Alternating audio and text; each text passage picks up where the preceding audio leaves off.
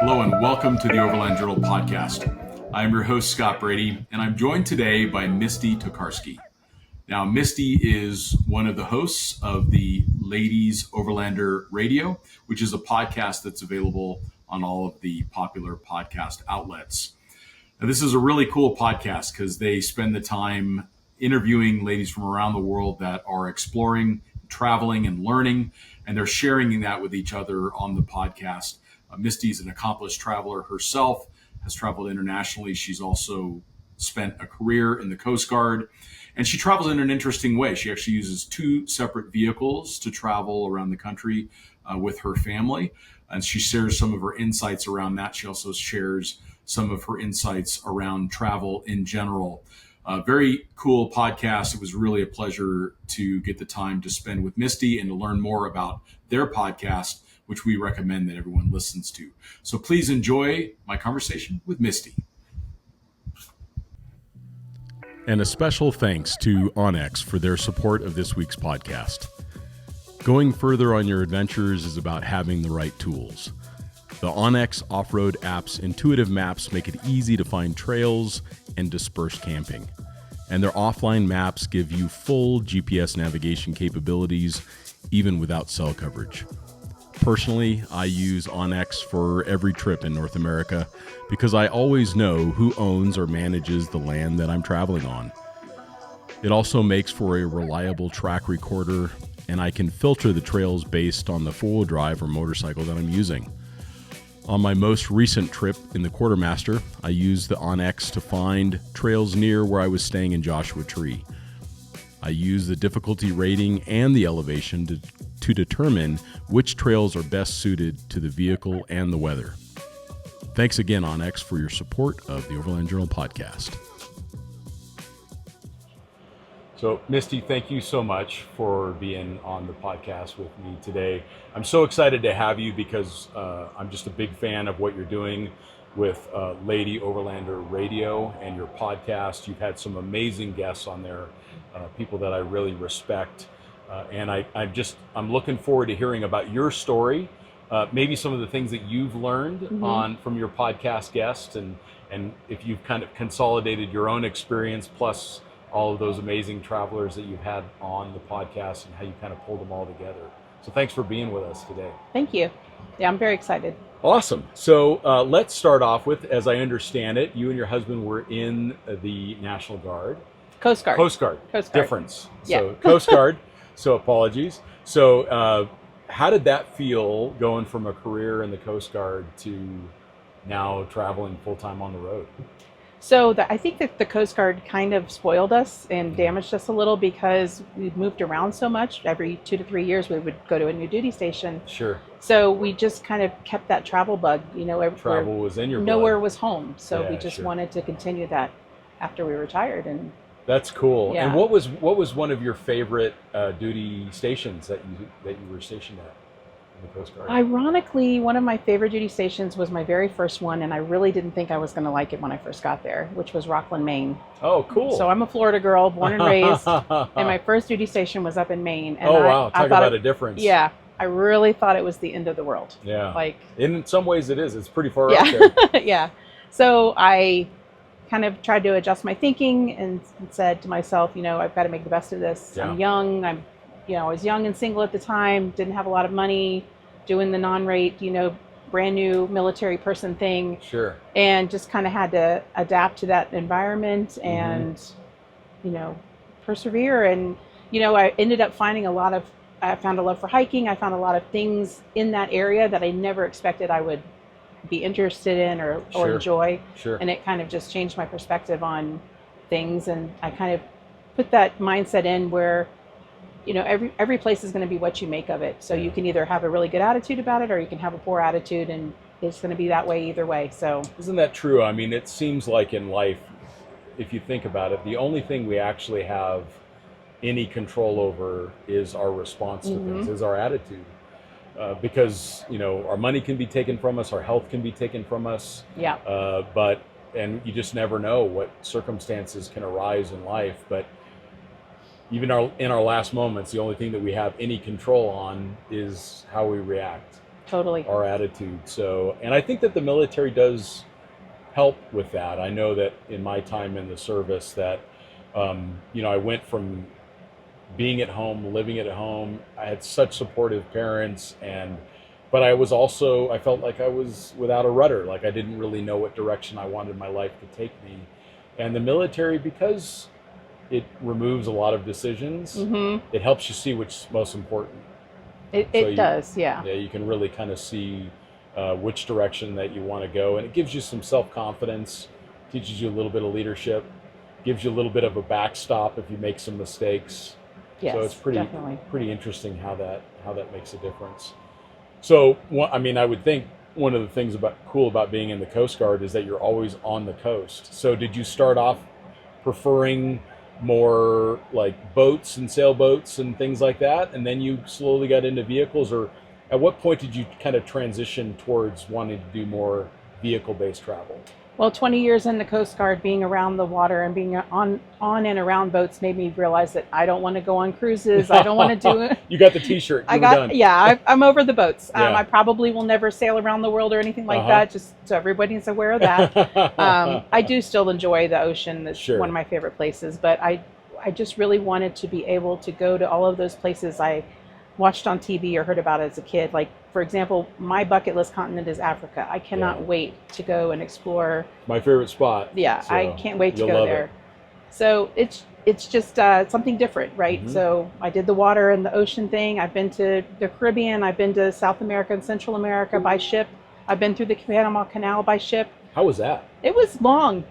Was it? It was like longer than you expected? Well, because it took, I think it was like 12 or 13 hours, and I was standing out on the side of the bridge, and I was taking bearings with an alidade. It was one of my additional duties on the ship. Everybody had extra duties they had to do. And so we had to set sea detail, and I had to stand out there and take bearings, and it was just a really long day. We were following a cruise ship through the locks, and you just have to wait to move to the next lock, and it was a neat experience, but very, very long day. So to help those that are listening, why don't you explain what an alidade is? Okay, so it is a nautical piece of equipment that helps with navigation. It helps take bearings off your location and other fixed objects. So you triangulate your spot on a map. And what other navigation, I guess, principles did you learn when you were in the Coast Guard? Because you probably learned a lot about dead reckoning, triangulation, probably GPS as well.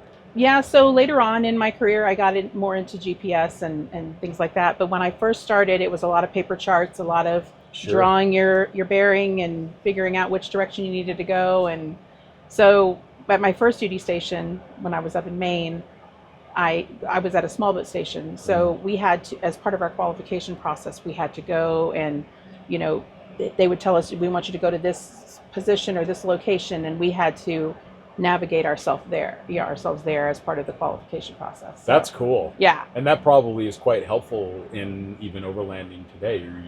You're able to take all of those dead reckoning skills and map reading skills and all of that and apply it to your own travels. One day I hope to apply those skills in the Rebelle Rally. Have you done that yet? Haven't done that yet, but we are talking about doing it. You'd be a perfect fit for that. Yeah. Anyone who I have talked to that has participated in that event has said it's either life-changing or one of the most fun things that they've ever done. So our producer, Paula, got to do a couple days as part of a media group last year, and now she can't wait to get with a team to do it for the whole event. So yeah, I've interviewed several Rebelles, and they all tell me the same thing. Once you start doing it, you're going to want to do it every year. So yeah. And Emily Miller is just incredible. Oh yeah, human she being. is. I mean, an incredible business person. Very successful driver, and I would say that the quality at which she has executed that event it's really without peer in the United States. I mean, if you were even to compare it to the Baja events, it's at a whole nother level of execution. So it just really shows her skills in so many areas. So. Yeah, and I got to hear her speak up at the Northwest Overland Rally a couple months ago as Nice. well. I've had her on the show as well, but she is just very inspirational. She definitely comes off as a great leader, very self-confident. Absolutely. You rock star. To me, when you look at her, you're like, okay, everything's going to be okay because she Yeah. knows what's going on. That's you know, right. so What are some of the things that you learned from her? So. she just talked.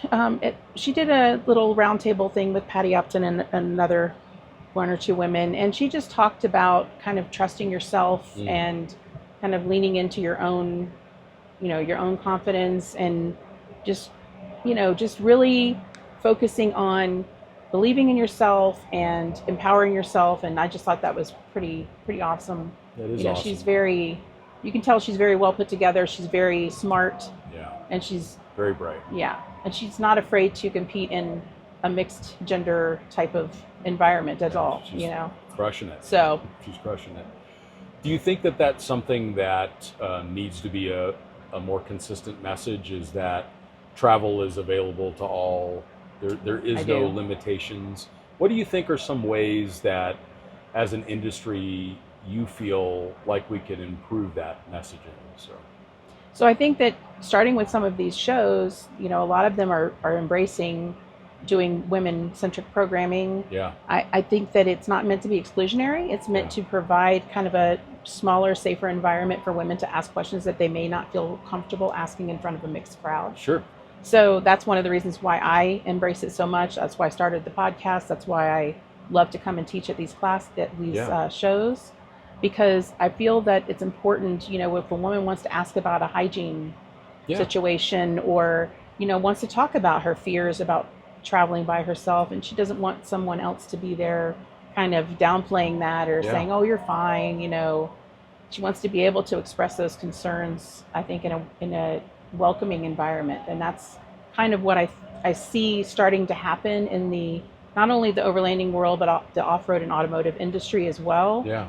I see them kind of realizing, hey, these women are purchasing vehicles as well. They're spending money. They're buying rooftop tents, or they're sleeping in their rig. Yeah. They're asking these questions. It's the fastest growing segment in travel is solo female travelers. Totally. I really appreciate you sharing that, because everybody needs their own way of connecting in with their hobby.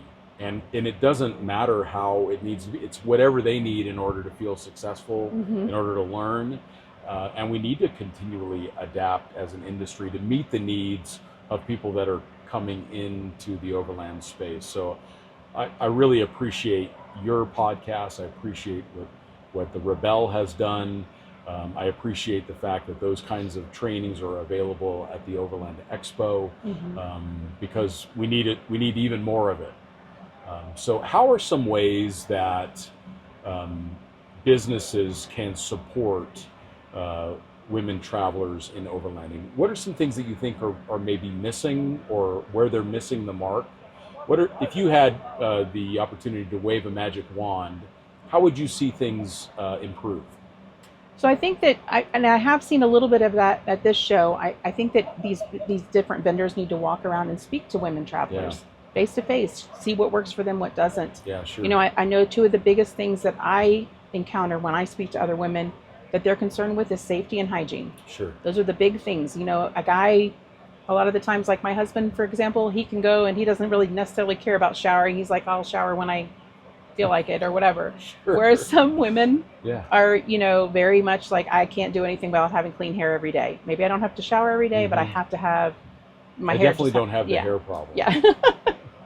But I think that there's, I think it's important also that, like, there's also a lot of men that like to shower every day. And I think we need to keep, we need to provide solutions and help people feel comfortable saying, because I would think that because it's this traditional perspective of like, you can go a month without showering, then that makes even the men that want to shower more often feel like they can't even speak up about their needs.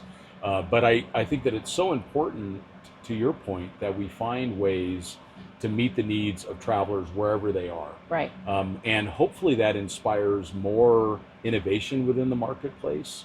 What are some things that you're seeing on the product side that are doing a good job of addressing hygiene for your audience? So a lot of the companies that create wipes, they're making more. I don't necessarily want to put things in genders, but more floral type scents, or more peppermint or things like lemon, things like that, where might be more appealing to females. Sure. A lot of these companies, there's a little company here that has a tiny little shovel for digging cat holes. Yeah, and I saw that. You can put some pellets in there that help biodegrade. There's some kind of everything. Mushroom or something. Is it? Yeah. Oh, I didn't know what it was, but it looked like a little pellet that went in there. But I think that's smart. Yeah, I think and there's a lot of better toilet options now. Yes. You know, and I like having a toilet just as much as anybody else, and I think that just removing that stigma of like it's the woman that wants the toilet. I think we should just take that off the table, because yes, absolutely, if you need one, get one, but everybody benefits. So let's take that away, so that way people aren't feeling concerned about having one in their vehicle. Like I was just talking to a composting toilet company here, because I like having a composting toilet in my camper. You know, I've been sick in my camper, and having a toilet is really, really nice. It's really important, yes. It's really nice. Yeah. And being able to have good hygiene when you're living on the road is really, really nice. So that's good. I'm glad to hear that you're finding that there's opportunities to give that safe environment for people to express what they need, and that you're starting to see the industry respond a little bit to that. Yeah, it's really nice. And again, like you said, though, things can be gender neutral. You know, everybody wants a toilet, everybody wants to be able to shower, that kind of stuff.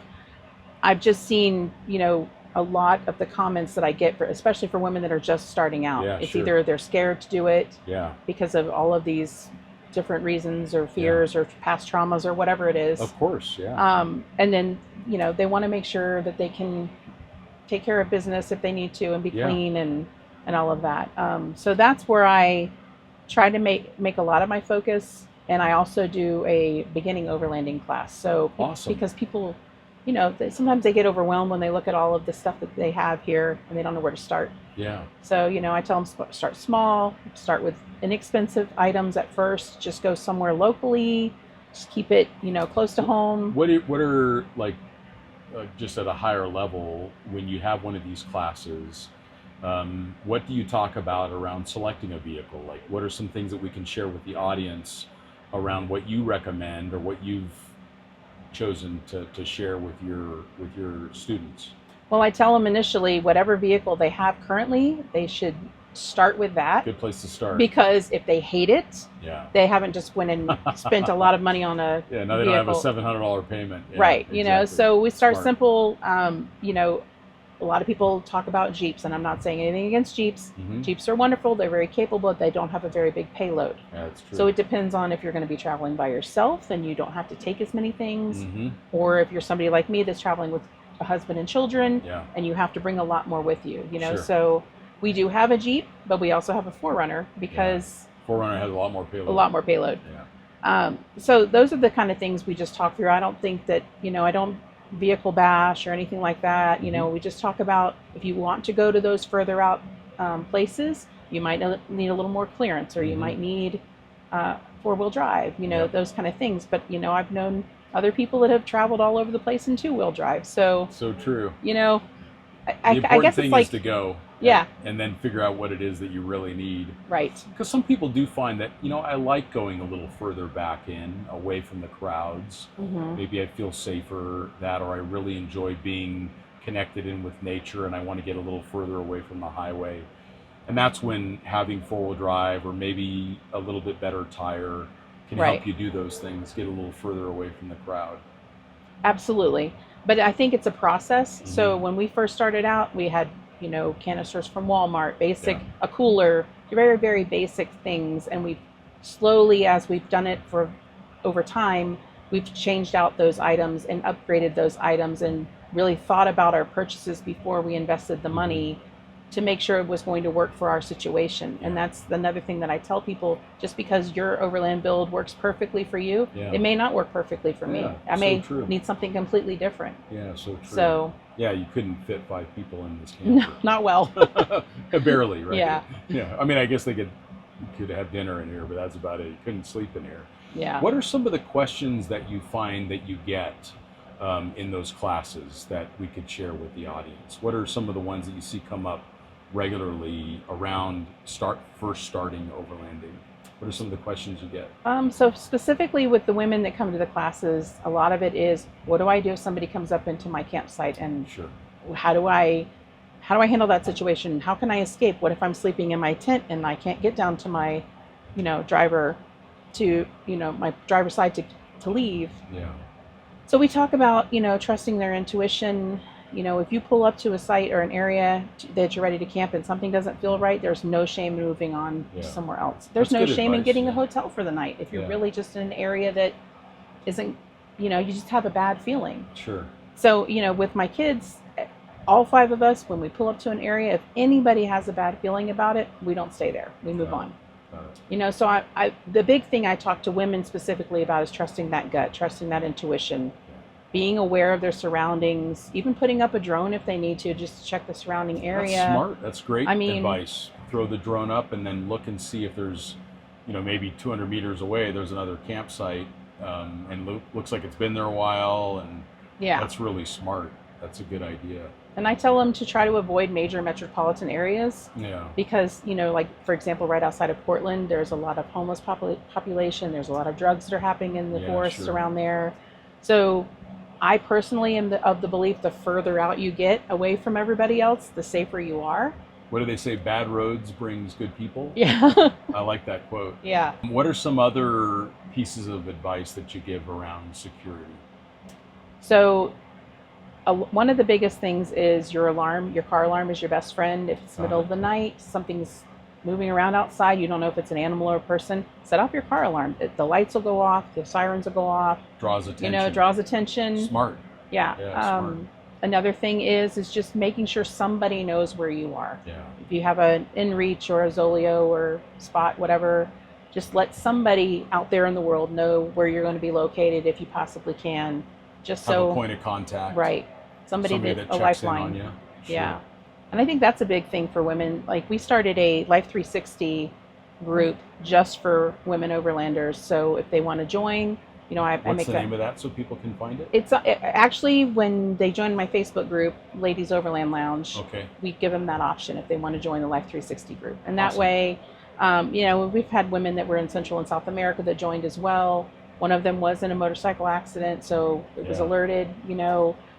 If possible, we can provide assistance or help them get help, call EMS for them or whatever, Sure. just so they know somebody is out there.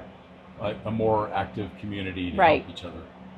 So that's on your, and what's the name of your Facebook group again? Ladies Overland Lounge. Okay, and so if they join Ladies Overland Lounge, then they'll get some communication about the opportunity to connect with the Life 360, correct. Got it. But that only works if you have cell signal. So, Yeah, sure. there's still, Yeah. but it is an extra little comfort. Yeah, that's a good idea. And then if you have an inReach on top of that, or a Starlink, or something that has an ability to connect while you're remote, that oftentimes it certainly helps me feel more confident when I'm in the backcountry that I have a way to communicate if I had a problem, Right. for sure. What are some of the other things that you recommend around safety or security that you think has helped your members? I think the biggest thing that we try to push is whether it's recovery gear or just your vehicle or first aid kit or trauma kit or anything that you have in your possession, make sure you know how to use it. Because I think a lot of times Yeah, get people some go training. out, right, they go out and they do these things and they don't even know the full capabilities of their vehicle. Yeah. They don't know the limitations. They don't know how to even change a tire, some people. They don't know how to correctly use their winch or all of those things. I just feel like knowledge is power. So if Yeah. you're going to be going out there, especially by yourself, whether you're a man or a woman, Yeah. you should absolutely know how to use the equipment that you have with And you. it lets you see if it works properly. Maybe there's a part missing or whatever. When you're doing it in a training environment, you can really test a lot of that gear and see what's working or what's not working. If it's broken, or if the seals have failed, or Right. if it's the expiration date or something like that. No, that's really good feedback. What are you finding that are areas of interest? Like, is there areas that people want to travel, or is there areas of training that you're finding more interest or less interest? What are some of the topics that you're finding on your podcast are more popular than others? So we've had a couple of roundtable discussions on the podcast, one of which was, should you travel with a firearm and the pros and cons of that. I know, when you're traveling internationally, that's not really an option. Not really. So, that's more of a United States kind of thing, but... What was the result from that? So, I think the consensus among the panel was, if that's what you feel comfortable doing, sure, but there's lots of other ways to handle situations that don't necessarily involve a firearm. Yeah. And you need to make sure that you know each state's requirements and regulations and laws regarding that firearm. Right. So, if you're going to carry it, you got to be able to deal with all of the other things that come with it. You do have to take on a lot of responsibility. You do. To carry a firearm, for sure. And like you said, get training. Mm-hmm. So Absolutely. you feel comfortable using it. And that applies to everyone that's listening, for sure. So that's a cool topic. So what were some of the other ones that you found were really popular? Women should never travel alone. And I named it that on purpose because it got quite the response. Yeah. So that was we had, I think, 7 different women on that show. And it was very, very animated discussion. It was great, and one of the things that I would like to mention is most of the time when I've traveled by myself, it's other women that tell me I shouldn't be doing that or why am I doing that? And that's a little bit defeating because it feels, you really want other women to kind of encourage you and empower you and make you feel confident. Right. But when another woman is telling you, hey, well, that's really dangerous. Why are you doing that? You shouldn't do that.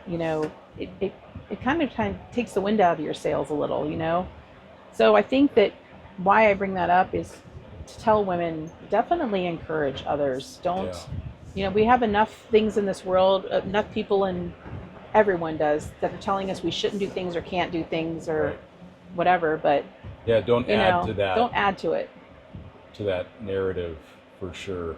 When you had that panel, when you were talking about if women should travel alone, what were some of the outcomes from that, or some of the what you felt were the takeaways from that conversation? So I don't know if I'm able to share this, but one of the commenters was a male, and he actually said, my penis has never made it to where I can or can't do something like traveling or whatever. That's irrelevant whether I'm a guy or a girl. I should be able to travel by myself.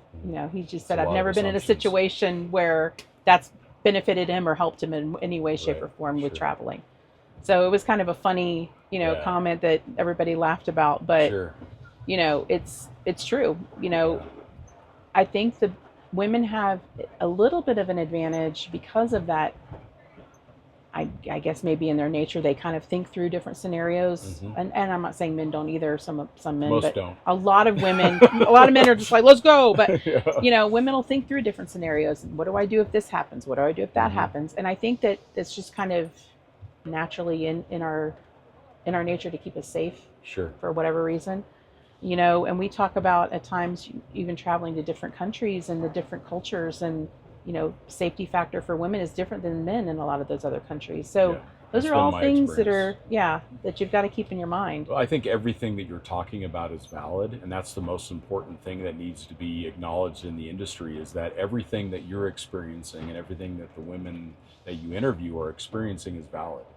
And it can't be dismissed. We have to listen, and we have to learn where is the consistencies within those stories. So as an industry, we can begin to help provide support. And that starts with just acknowledging that everyone's going to have their own experiences and they're all valid. So there are differences. I mean, I have seen shocking differences in the way that people are treated around the world. And it can vary significantly between men, women, or even other groups where they can be really treated differently. And we need to acknowledge that can happen, and start to provide tools and support to enable women or anyone to go out and travel safely, have an amazing experience. That's how we have an industry, is if everyone feels comfortable doing that. I mean, because otherwise you're missing out. I think as an industry, we're missing out on a lot if we don't listen to the needs of women or anyone else. So I agree. I think it's really important for us to be listening to those stories and those experiences so we can improve things.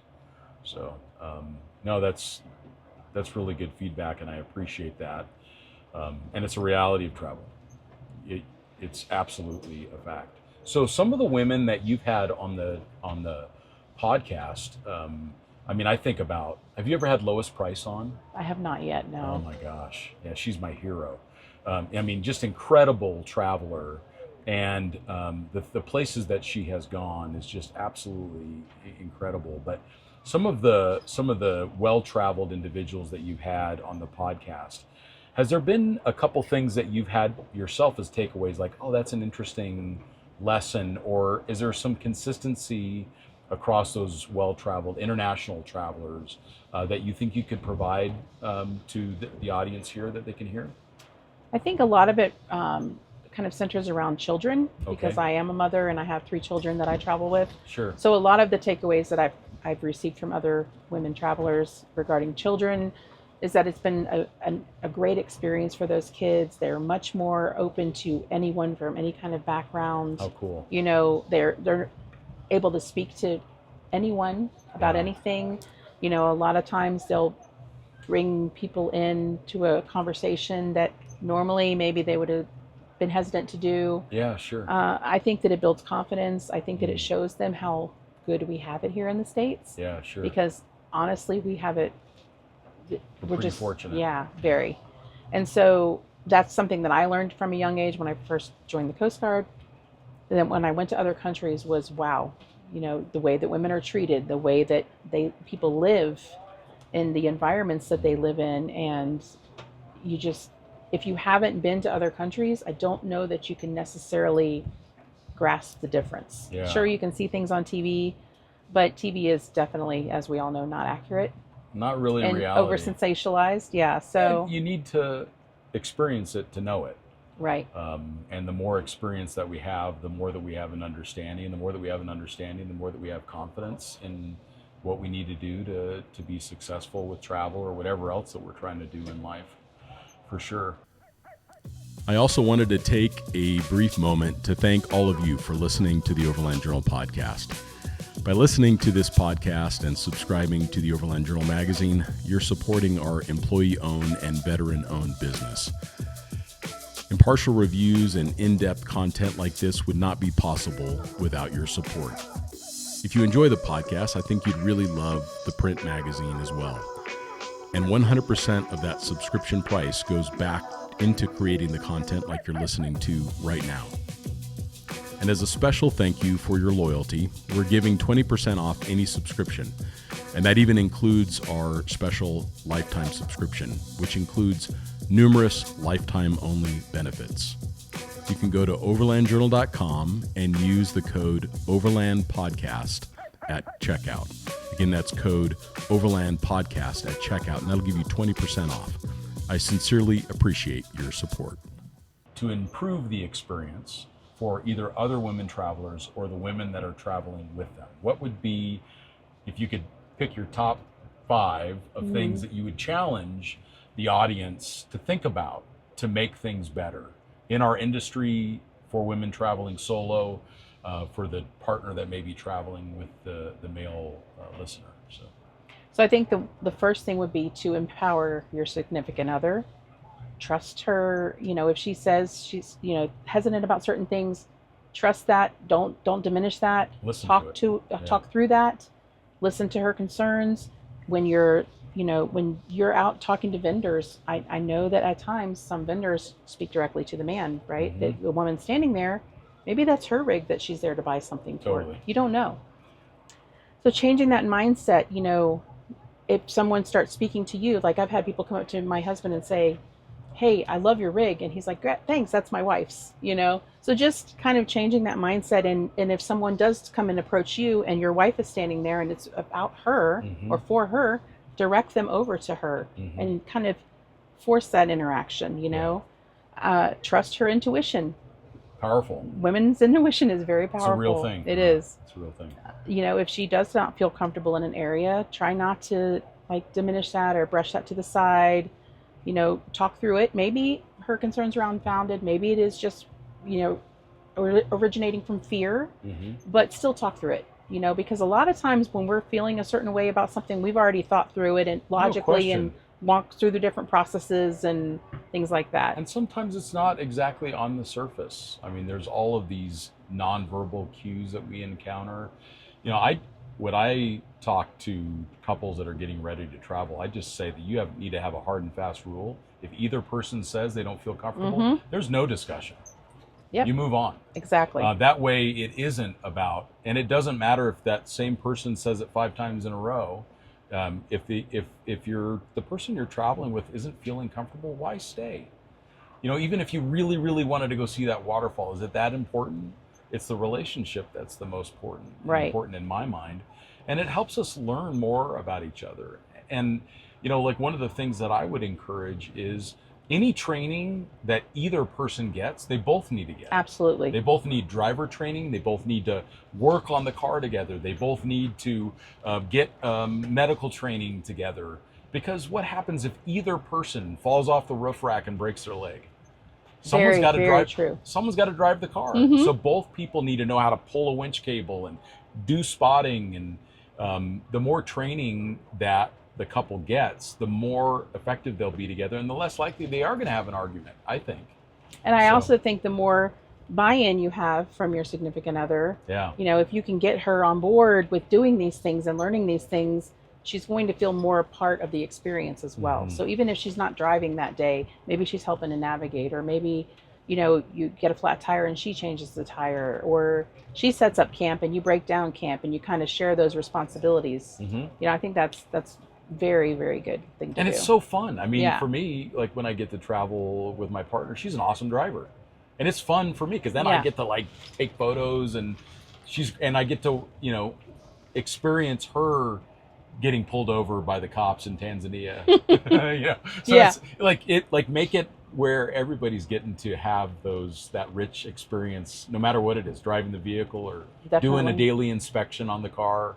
Learning those things together, I think, just enriches the relationship For sure. in so many ways.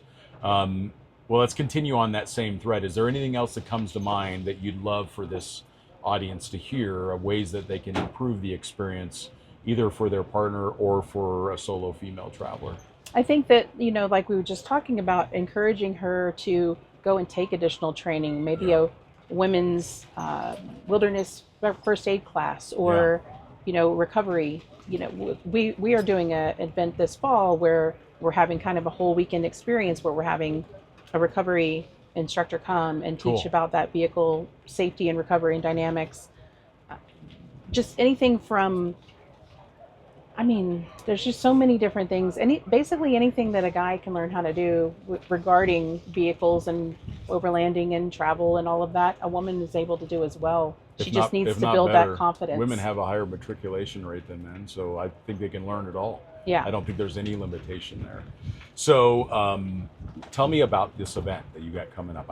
I wasn't aware of that. So you have an event coming up. Where is that going to be located? That's actually going to be in Northwest Arkansas this year. Cool. Next year, we're planning on trying to do it out in the desert in Arizona. What's the name of the event? It's called Feralosophy. Okay. So it is a women's overlanding experience, and Okay. it's basically a lot of different classes, beginning overlanding, hygiene, safety, all the things I normally cover at the shows, Sure. but also vehicle recovery, first aid. We're going to be doing some yoga in the morning just to kind of get everybody in the right mindset. Awesome.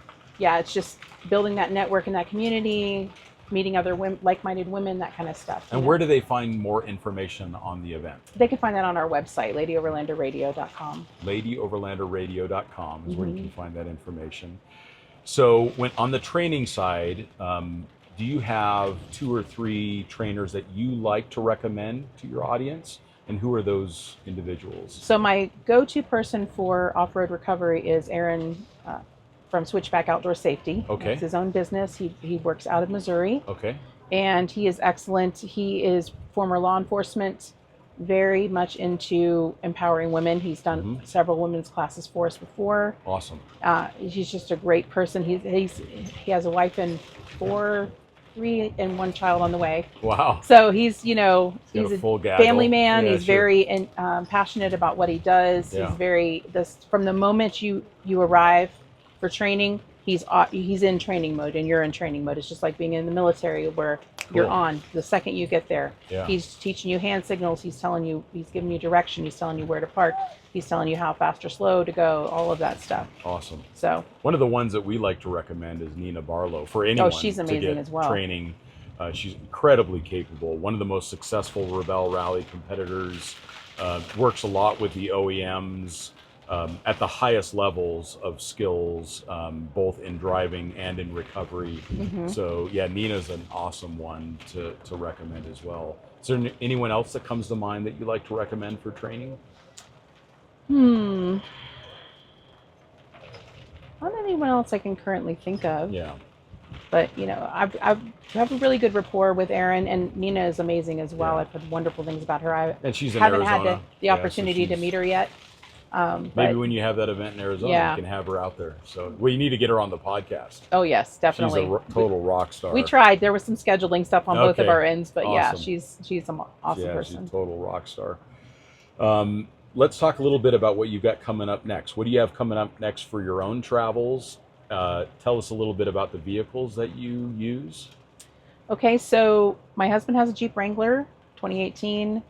He has a rooftop tent on there, a kitchen in the back, drawer system, onboard water, all of that stuff. I have the Toyota 4Runner where It's a great vehicle. I love it. I used to have a rooftop tent, but on the back of the 4Runners, they have that little like fin that sticks out at the top there. It's hard for me to get up on my tailgate and get around that and do that sure. upward motion because of some shoulder issues. Sure. So I've moved into sleeping inside my rig. I like sleeping inside the vehicle. I like it a lot too. Yeah. I feel a little spoiled now, but Yeah, you get all the insulation. Yeah. It's quieter. Mhm. I mean, it's raining right now. Unfortunately, I don't think we're getting wet. Are you getting wet? No. I don't think so, but it's starting to rain here in Colorado at the Overland Expo. But yeah, you're just out of the elements, and you have all that insulation and sound deadening Yes. inside the vehicle, which I think makes a big difference. So what's the next big trip that you guys are planning? So initially we were going to be going to Spain for our 20th anniversary. We were going to rent a little camper van. That's awesome. Yes, some life things have happened, so we're Sure. putting that on hold for now. And Okay. now we'll probably be going to Greece in the spring. Fun. Yeah, so I'm pretty excited about Yeah, that. I was just there not that long ago, and I super enjoyed it. Yeah. It was just a beautiful country. Oh, that'll be a great adventure. So tell everyone who's listening, let's do a recap on how they can connect in with you. So give us your website, all your social media, how people find out more information on that. Anyone else that you'd recommend that others follow that could be a good resource? Well, I will give a little shout out about the fall edition of the Overland Journal. I interviewed Patty Upton. She is phenomenal, world traveler. She and her husband went through the Darien Gap, all land crossing of the Darien Gap. Yep. They're in the Guinness Book of World Records for that. Yep. There's a great article on her in the That's right. magazine that I wrote. Thank you for that. Yeah, she is just a joy, wonderful person. I need to get her on the podcast. I really do. You do. And So- as a matter of fact, she's told me I could tell this, but I'm helping her write her book. Oh, awesome. So very excited about that as well. Mhm. And I'm glad you got a chance to work with Tina. I mean, our editor, yes. she is just another rock star. She has Just been amazing absolutely, and incredible learned a lot. individual, and she keeps me in line, which is a big job. So, yeah. I always feel bad for all of my missed deadlines with Tina, but she's gives me a lot of grace. So Yeah, she was very, very helpful through the whole process. super competent. Yes. So Patty Upton, Kristen Wetton, her badass brunette. She's an amazing. Her story is so wonderful. Yeah. How she first got into overlanding solo. Gosh, there's so many women that I just really admire. Carol Van Stralen, as a fellow mother, I love her. Sure. Brittany Highland, very Yeah. good friend of mine. We Amazing. share very similar philosophies on homeschooling, road schooling. Sure. There's a lot. Well, and we could probably add some more in the show notes, but even more importantly, people can tune in to the Lady Overlander Radio, so you can listen to your podcast and listen to all of these incredible guests that you've had on your podcast. So I really encourage people to subscribe to your podcast and listen to those episodes. There's a lot of fun content that's covered in there, some really good humor, and you bring in a lot of unique guests onto the podcast. So I just would really encourage people to subscribe. Thank you. Awesome. Is there anything else that we can do for you? Any call to action for the audience that we can do to support what you guys are up to? I mean, really just subscribing to the podcast, coming on when we go live and commenting and interacting with us will do great things for us. Awesome. And just support each other and keep continuing to build that network with other women. Well, Misty, thank you so much for your career of service in the military. You and your husband have both done so much to help our nation, and now you're getting a chance to travel the country and around the world. Thank you so much for being on the podcast. Thank you. And we thank you all for listening, and we'll talk to you next time.